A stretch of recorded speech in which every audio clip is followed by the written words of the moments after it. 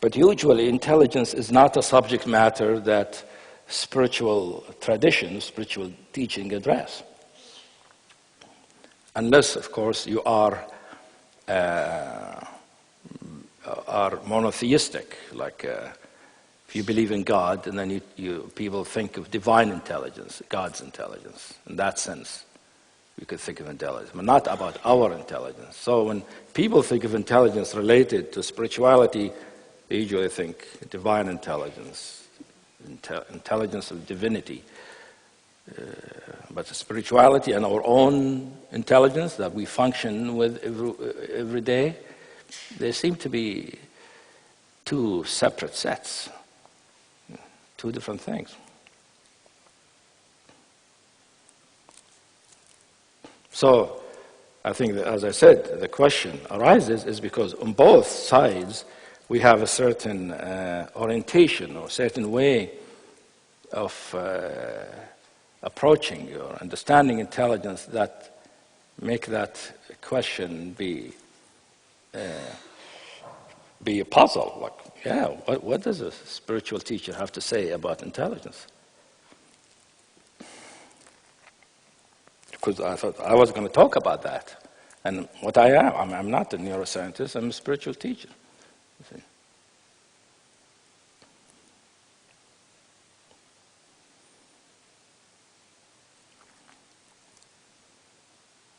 My expertise or my research has to do with recognition of spiritual nature and liberation from the usual mind and its functioning to experience the freedom and the profundity and the transcendence of spiritual nature.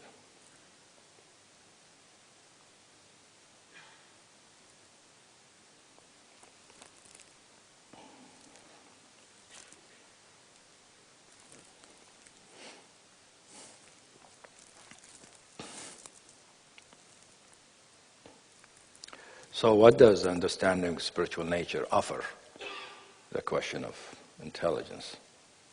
And how that can help us in terms of understanding intelligence, and maybe in that understanding, developing our intelligence further in a way that can help us live our life more intelligently.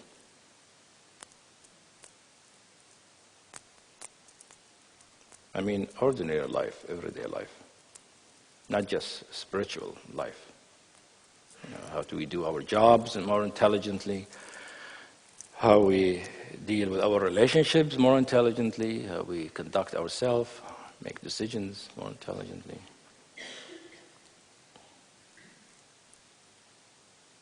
And I recognize then that there's some understanding about spiritual realization, some understanding about the spiritual nature.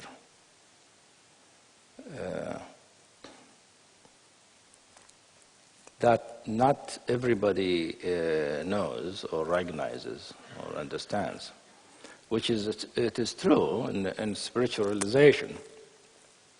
At some point we begin to recognize and see and experience our spiritual nature, recognize what we truly are.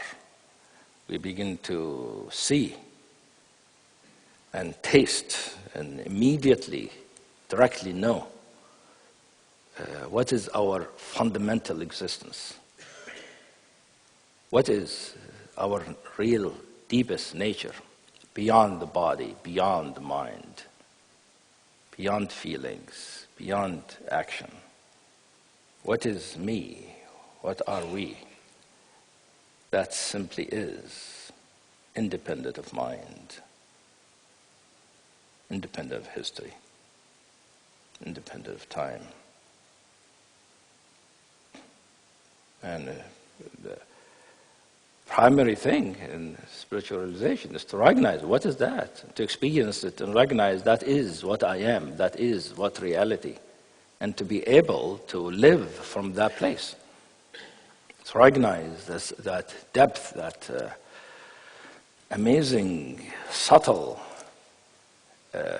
exquisite,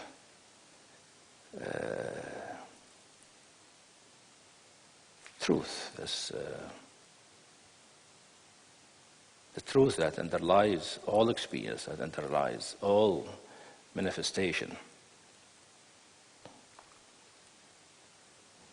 That when we experience it, we experience ourselves as 100% authentic, 100% original,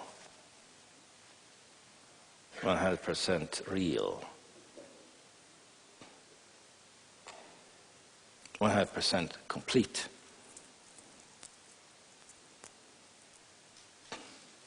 Recognize ourselves as not possible to die, never been born.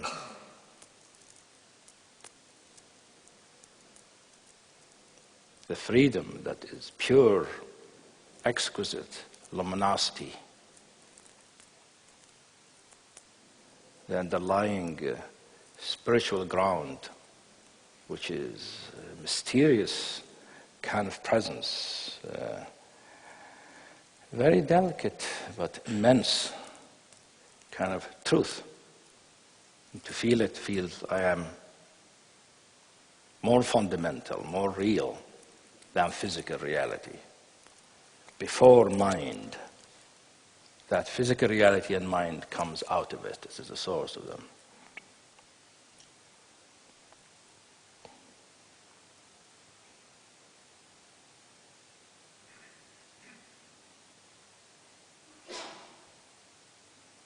So many, spiritual teachings agree on that the realization, the enlightenment, is to recognize that pure source of awareness, the very authentic, self-existing, luminous presence that transcends all opposites, that is self-aware, pure consciousness, conscious of itself, beyond existing or non-existing. And in it, the sense of contentment and the sense of freedom, sense of grace and beauty.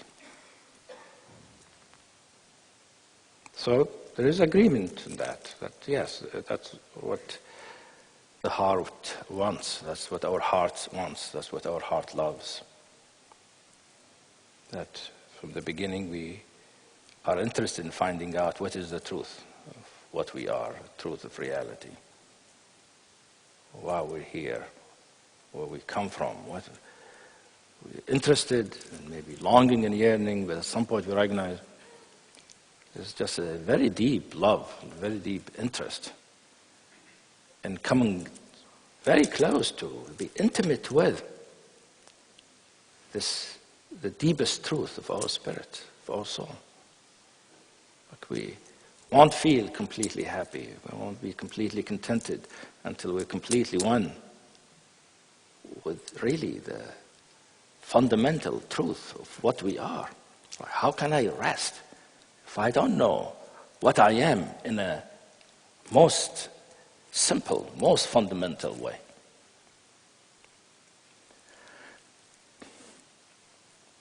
So if our love is strong and our passion is deep, it is possible with practice, inquiry, that we can arrive and recognize that and experience it.